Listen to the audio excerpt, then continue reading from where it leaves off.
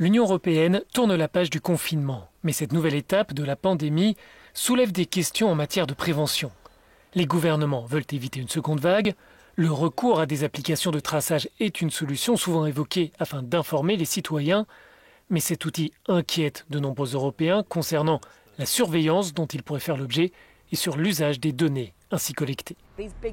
Ces grandes entreprises de données s'impliquent pour aider les gouvernements dans leurs projets et pour leurs applications. Il n'y a pas encore de certitude sur l'accès auquel auront droit ces sociétés après la pandémie. Auront-elles le droit de les garder? Pourront-elles les utiliser? Si oui, serais-je informé qu'ils ont donné ma température un certain jour pour être la cible de produits pharmaceutiques?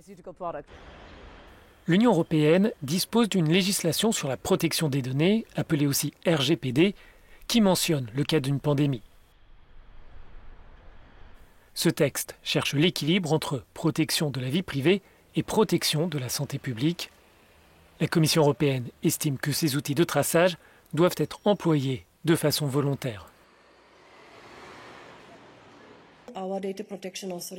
Nos autorités en matière de protection des données évaluent si ces applications sont contraires à la législation européenne. Ce n'est pas le cas jusqu'à maintenant.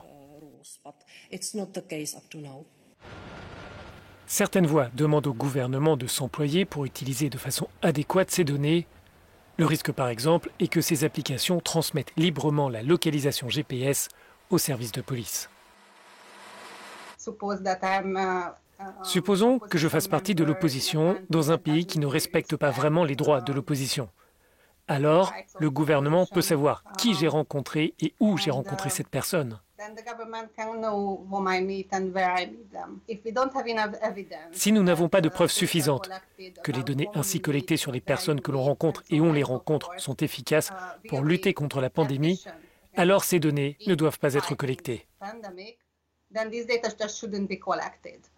D'autres applications ont recours à la technologie Bluetooth qui permet de garder l'anonymat, mais des doutes subsistent sur son efficacité.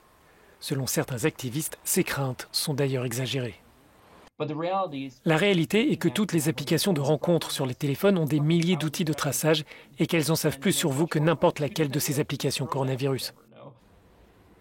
Les discussions sont en cours sur les applications de traçage. La société civile appelle les gouvernements et les citoyens à évaluer si la technologie est la bonne réponse à un problème qui se révèle aussi culturel.